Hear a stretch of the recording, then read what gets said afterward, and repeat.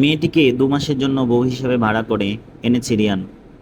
মেয়েটির নাম রাইসা। খুব দরিদ্র পরিবারের মেয়ে বিধায় বাবার চিকিৎসার টাকা জোগাড় করতে রিয়ানের ২ মাসের ভাড়াটে বউ হিসেবে অভিনয় করার এঙ্গেজমেন্টের হাসি মুখে মেনে নিয়েছে। অবশ্য এখানে রিয়ানের কোনো জোর জবরদস্তিও ছিল না। রিয়ন বিরাট বড়লোক শামসুল হকের একমাত্র পুত্র সন্তান। মা বা মায়ের আদরের সন্তান বিধায় ছোটবেলা থেকে কখনো অভাব কিংবা বাস্তবতা এগুলো স্পর্শ করতে পারেনি। আর স্পর্শ করতে পারেনি বিধায় আজ রিয়ানের তার বাস্তবতাকে মেনে নিতে খুব কষ্ট হচ্ছে। কারোর জন্য সে জীবনটা বারবার থামিয়ে দিতে চাচ্ছে, সুন্দর জীবনটাকে অভিশাপের কালো অধ্যায়ে পরিণত করে ফেলেছে। দিন রাত অন্ধকারে ঘুরে ঘুমোটোভাবে নির্জীবায় আড়ালে বসে থেকে নিকোটিন আর মদের সাথে বন্ধুত্ব করেছেন। মা বাবার চোখের সামনে সন্তানের এই দশা দেখে মিস্টার শামসুল হক আর সহ্য করতে পারেনি। অবশ্য সহ্য করা ছাড়া আর কোনো উপায়ও নেই, কেননা রিয়ন তো অতীতটাকে কোনো মতেই ভোলার চেষ্টা করছে। দিন আর দিন বেশি অতীতটাকে আঁকড়ে ধরে আছে, চেষ্টা করছে। আর এই অতীতটাকে যত বেশি আঁকড়ে ধরবে তত বেশি ক্রমশ শেষ হয়ে যাবে রিয়ন। রিয়নের বাবা ছেলের এই অবস্থা আর দেখতে পারছে না, কেননা দেখতে দেখতে ৩টা বছর পার হয়ে গেছে। অথচ এতটুকু সময় দেওয়ার পরও রিয়ন এতটুকু বদলায়নি। ছেলের চিন্তায় ক্রমশ মিস্টার শামসুল হকের শারীরিক দুর্বল হয়ে যাচ্ছে। আর এই দুর্বলতার ফলে এবং ছেলের জন্য অতিরিক্ত টেনশনের ফলে মিস্টার শামসুল হক গত ৪ দিন আগে হঠাৎ হার্ট স্ট্রোক করে। ছেলেবেলা থেকে রিয়নের কাছ থেকে তার রিয়েল হিরো ছিল তার বাবাই। সেই বাবার অসুস্থতা রিয়নকে খুব বেশি ইমোশনাল করে ফেলে, কেননা ইতিমধ্যে নিজেই রিয়নের মধ্যে স্থান দেওয়া একজন মানুষকে হারিয়ে ফেলেছে। বাবাকে ও যদি সেই মানুষটার মতো হারিয়ে ফেলে, সেই চিন্তাধারা আর ভয় ক্রমশ রিয়নকে আরও বেশি ইমোশনাল করে ফেলে। আর রিয়নের এই ইমোশনালিটি মিস্টার শামসুল হক তার কাজে লাগায়। ডাক্তার মিস্টার শামসুল হকের চিকিৎসা করার পর রিয়নকে এসে বলে, ওনাকে দয়া করে উত্তেজিত করবেন না, কেননা উনি যদি আর একবার স্ট্রোক করে তাহলে কিন্তু, যাই হোক, উনি যা চায় সবসময় তাই করার চেষ্টা করবেন। যত পারবেন ওনাকে চিন্তা থেকে দূরে রাখবেন। আই থিঙ্ক উনি সবচেয়ে বেশি টেনশন আপনাকে নিয়ে করে, কারণ উনি জ্ঞান ফিরে পাওয়ার পর বারবার আপনার কথাই বলছিলেন। রিয়ন, নতুন করে জীবনটাকে শুরু করে বাবা, এভাবে নিজেকে শেষ করে ফেলিস না বাবা। ডাক্তারের কথাগুলো শুনে রিয়ন চোখ দুটো লাল হয়ে গেল। খুব গম্ভীর টাইপের ছেলে, নিজের কষ্টগুলোকে কখনো কারোর কাছে প্রকাশ করে না। আর বোধ হয় বিধাতা ওর নিশ্চুপ চোখ দুটোকে এক ফোঁটা জলও দেয়নি। তাই তো ওর মন আকাশে মেঘ ঘনাঘাটা করলেও চোখ দিয়ে বৃষ্টি পড়ে না। সেদিন নিজেও এভাবে পাথর করে রেখেছিল, যেদিন ও নিজের সব থেকে কাছের মানুষটাকে হারিয়ে ফেলেছিল।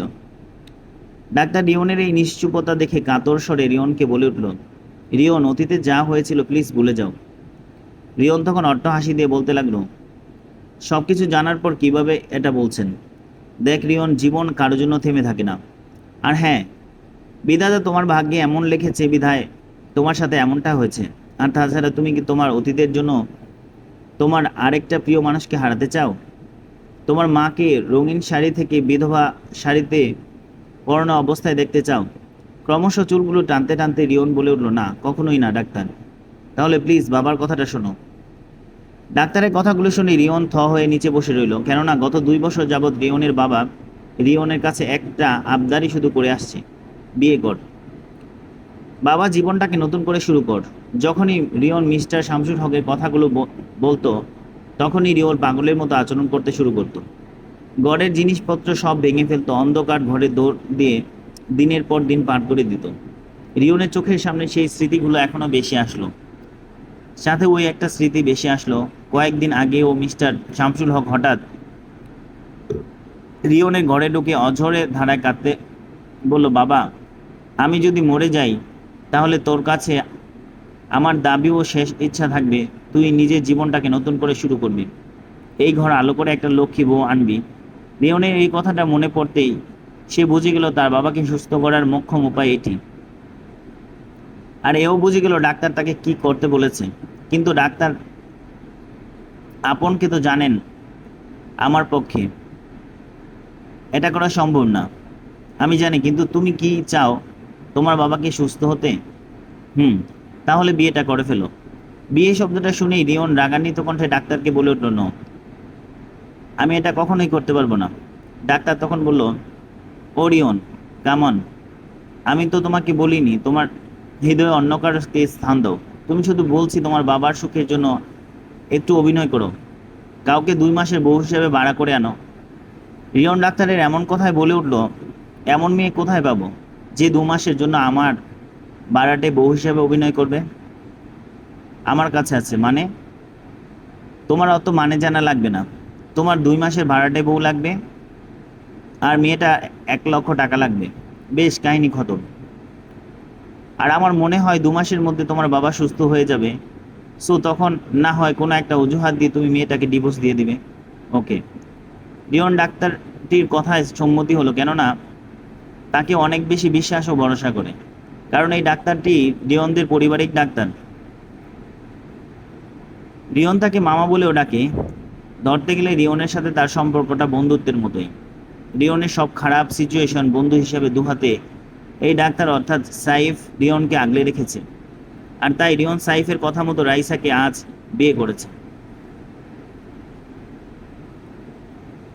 চারপাশে লাল নীল মরিচ বাতি, আনন্দ উচ্ছ্বাসে বাড়ি বিয়ে হচ্ছে রিয়ন আর রাইসার। রিয়নের আত্মীয় স্বজন সবাই আছে ভীষণ খুশি। আর সবচেয়ে বেশি খুশি মিস্টার শামসুল হক, তার বউ। কেননা তাদের ধারণা হয়তো ছেলে আবার আগের মতো স্বাভাবিক জীবনযাপন করবে। আর রাইসার মায়াবী চেহারা, রূপ, লাবণ্য, মৃদু কথা শুনে রিয়নের বাবা মা ওকে বউ হিসেবে পেয়ে খুবই খুশি হয়েছে। এবারও ভুল করে জিজ্ঞাসা করেননি কেন পরিবারের কোন পরিবারের মেয়ে, ও কতটুকু পড়াশোনা করেছে, কিংবা ওর মা বাবা কোথায়। শুধু এক মুখে হাসি নিয়েই প্রাণ ভরে রিয়নকে আর রাইসাকে দোয়া করে যায়। আর রিয়নের মা বাবা মুখে আজ 3 বছর পর হাসি দেখতে পেয়ে রাইসার সাথে হাসি মুখে দিব্যি অভিনয় করে যাচ্ছে। রাইসা রিয়নের হঠাৎ বদলে যাওয়া দেখে নিজেই নিজেকে বলে উঠল, "বাবা, এই হট টেম্পারেচার হঠাৎ এমন আইসকুল হলো কেমন করে? কালকেই তো ক্যাফে আমার সাথে এঙ্গেজমেন্ট সাইন করার সময় কি গম্ভীর কণ্ঠে ভাব নিয়ে কথা বলছিল। লিসেন, আপনাকে বিয়ে করছি শুধু আমার বাবা মার সুখের জন্য। সো একদম আমাকে ভুল করেও তুমি বলবেন না। মনে রাখবেন, জাস্ট আপনার সাথে আমার 2 মাসের বিয়ে। 2 মাস পর আপনি আপনার পথ আর আমি আমার পথ। আর হ্যাঁ, নিজের সীমা একদম অতিক্রম করবেন না।" আরও কত কি ব্লা ব্লা ব্লা। আর এখন আমাকে মিষ্টি করে বলছে তুমি এই অবস্থায় কমফোর্টেবল ফিল করছো রাইসা? যত সব। রাইসা এই বিড়বিড়িয়ে কথা বলা রিয়ন কিছুটা বুঝতে পেরে বুড়ো কুচকে রাইসাকে বলে উঠল, "হ্যালো, আপনি কি কিছু আমাকে বলছেন? যাক বাবা, একটু আগেই তো তোমাকে কি সুন্দর তুমি বলে কি ডং করলেন, এখন আবার আপনিতে চলে গেলেন। লিসেন, একটু আগে আম্মু আব্বু এখানে ছিল বিদায় তোমার মুখে হাসি ফোটানোর জন্য এটা বলেছি।" "ও তাই বলুন। এই জন্য তো বলি হট টেম্পারেচার হঠাৎ করে আইসকুল হলো কেন?" রিয়ন কথাটা শুনে মাই রাগান্বিত কণ্ঠে রাইসাকে বলে উঠল, "এক্সকিউজ মি।" রাইসা রিয়নের চোখ মুখ দেখেই বুঝে ফেলল ও খেপেছে, তাই টপিকটা চেঞ্জ করার জন্য হাসি মুখে রিয়নকে বলে উঠল, "আরে দেখুন, সবাই আমাদের ছবি তুলছে, ওই দিকে খেয়াল করেন, না হলে বুঝে ফেলবে। কুছ তো গরমিল হ্যাঁ।" রিয়নের বাচাল মন্তব্যটা শুনে রাইসা রাগান্বিত হলো। রিয়নকে বলে উঠল, "আপনি কি? হ্যাঁ, একটা বক রাক্ষস মুখে একটু হাসিও নেই? জীবনে কি কখনো হাসতে শিখেননি?" রাইসার এরকম কথায় রিয়নে হঠাৎ পুরনো স্মৃতিগুলো মনের চোখের মধ্যে ভেসে আসলো। একটা সময় ছিল যখন সে খুবই হাসি ছাড়া বিষাদের মেঘ কখনোই ঠাঁই পেত না।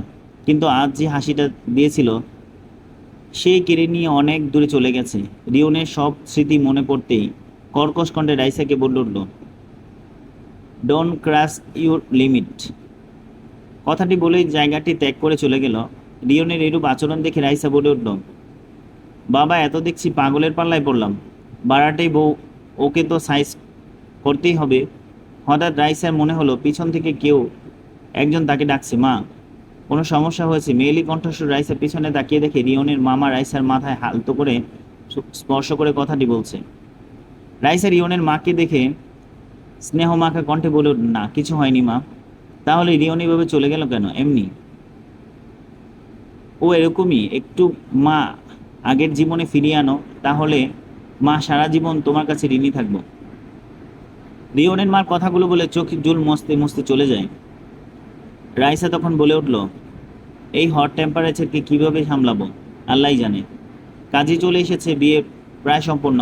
তবে বিয়েটা সম্পন্ন হওয়ার পর ক্রমশ রিয়নের চোখে মুখে মিথ্যে সুখের যে অভিনয় ছিল তা ক্রমান্বয়ে বিষাদের মেঘে কাছে হার মানছে।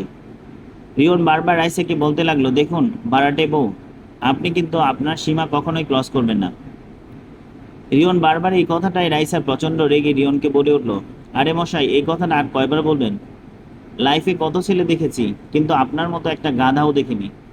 হ্যালো, খালি ভাব দেখায় যত সব।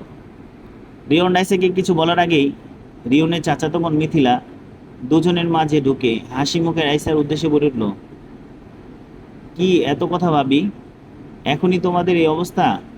মিথিলার এরূপ মজা রিয়নের একদমই পছন্দ হচ্ছে না। গম্ভীর কণ্ঠে মিথিলাকে রিয়ন বলল, মিথিলা, আমি এসব একদমই পছন্দ করি না। রাইসা তখন রিয়নকে একটা মুখ ভেসকি দিয়ে বলে উঠল, না মিথিলা, এসব বলো না, বরং এখানে দাঁড়িয়ে থেকে শোক আর নীরবতা পালন করো। মিথিলা রাইসার এইরূপ কথা শুনে হাসতে থাকে। সেইমাত্র রিয়নের দিকে চোখ পড়ে অমনি ভয়ে ভয়ে রিয়নকে সরি বলে চলে গেল। মিথিলা যাওয়া মাত্রই রিয়ন রাইসার হাতটা শক্ত করে ধরে বলল, বেশি বার বাড়বে না, হ্যাঁ? রিয়ন এতটাই জোরে রাইসার হাতটা ধরেছিল, রাইসা প্রচণ্ড ব্যথা পাচ্ছিল। এতটাই পাচ্ছিল যে বোধ হয় রিয়নকে কাতর স্বরে বলে উঠল, ব্যথা পাচ্ছি আমি। রিয়ন কথাটি শুনে মাত্রই হাতটা ছেড়ে চলে গেল। রাইসার হাতের দিকে তাকিয়ে দেখে হাতটা অনেক লাল হয়ে গেছে, প্রচণ্ড ব্যথা করছে। না চাইতেও রাইসার চোখ থেকে এক ফোঁটা জল গড়িয়ে পড়ল। কি হলো ভাবি? গলার আওয়াজে পেয়ে রাইসা পাশে তাকিয়ে দেখে মিথিলা দাঁড়িয়ে আছে। রাইসা অন্যদিকে তাকিয়ে চোখের জলগুলো মুছে ফেলল এবং একটু মুচকি হাসি দিয়ে বলল, কিছু না। তাহলে কাঁদছিলে কেন? এমনিতে বাবা মায়ের কথা একটু মনে পড়ছিল।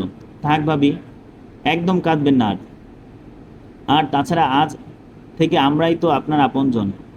বড় মাই তো আজ থেকে তোমার মা, আর বড় বাবা তোমার বাবা, আর আমি একমাত্র তোমার কিউট বোন। রাইসা মিথিলার কথাগুলো শুনে মিথিলাকে জড়িয়ে ধরলো আর মনে মনে ভাবলো, সবাই তো ভাবো শুধু রাক্ষসটাই খারাপ, ওর কিসের এত কষ্ট? কেনই বস হঠাৎ করে প্রচুর রেগে যায়? আমাকে জানতেই হবে। চলো ভাবি, এবার তোমাকে তোমার ঘরে নিয়ে যেতে হবে, বড় মা বলেছে। রাইসাকে নিয়ে মিথিলা ড্রয়িং রুমে চলে গেল। রাইসাকে রিয়নের মা দেখে অত্যন্ত আদর মাখা কণ্ঠে বলে উঠল, মা, তোমার কোনো সমস্যা হচ্ছে? রিয়নের মায়ের কথা শুনে রাইসা বিড়বিড় করে বলে উঠল, শুধু বক রাক্ষসটাকে নিয়েই সমস্যা হচ্ছে। কিছু বললে মা? না। ও আচ্ছা, রিয়ন কোথায়? পিছন থেকে রিয়ন তখন বলে উঠল, এই যে আমি মা। রিয়নের ডাক পেয়ে রাইসা পিছনে তাকিয়ে একটা মুখ বেচকি দিয়ে বলে উঠল, শয়তানটার নাম লিয়া আর শয়তান হাজির। মিথিলা তখন রাইসাকে উদ্দেশ্য করে বলে উঠল, ভাবি, তুমি ভাইয়াকে কি বলছো? আমি কিন্তু শুনে ফেলেছি। মিথিলার এই কথাটা শুনে রাইসা একটু ভয় পেয়ে গেল। ভয় পেয়ে মিথিলাকে বলে উঠল, মানে? ভয় পেও না ভাবি, আমি তোমার পক্ষে আছি, চলবে।